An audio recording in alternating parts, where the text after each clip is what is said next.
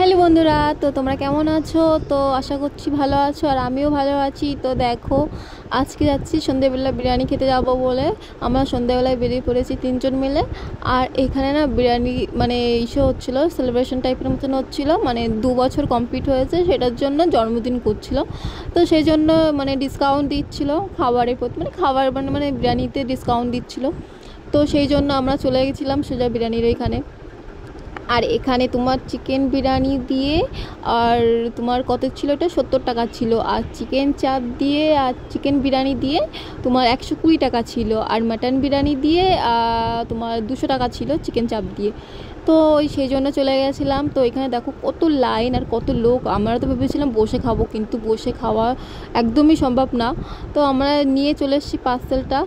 আর তোমাদেরকে দেখাচ্ছিলাম ওইখানে চাপটা খুবই সুন্দর করে। তো ওই দিনকে এত ভিড় ছিল না, সেটার জন্য ওরা তোমার এসে কড়াতে মানে আগুন জ্বালিয়ে মানে ওখানে ফ্রাই করছিল।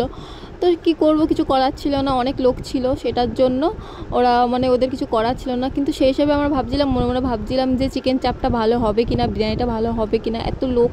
তো সেটার জন্য আমরা প্রথমে আমি ঢালছিলাম, আর মনের মধ্যে ভয় কাজ করছিল যে কেমন লাগবে বিরিয়ানিটা। চিকেন চাপটা সত্যি কথা বলতে গেলে মানে মোটামুটি ভালোই লেগেছিলো। যতটা ওখানে অনেক টেস্টি হয় চিকেন চাপটা, সবথেকে বেশি যেটা ভালো হয় সেটা চিকেন চাপ।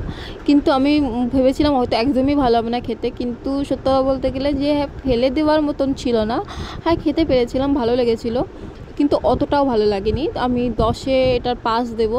অতটা আমার মানে ভালো লাগেনি, কিন্তু খেতে পেরেছি, এটাই হলো কথা। কিন্তু অনেক লোক ছিল, সেটার জন্য একটু তো ওপর নিচ হয় সবার সব জায়গায়। কিন্তু এটা অন্য জায়গায় হলে আমার মনে হয় অতটা ভালো হতো না। কিন্তু বিরিয়ানিটা সত্যিই সুপার ছিল, দারুণ ছিল।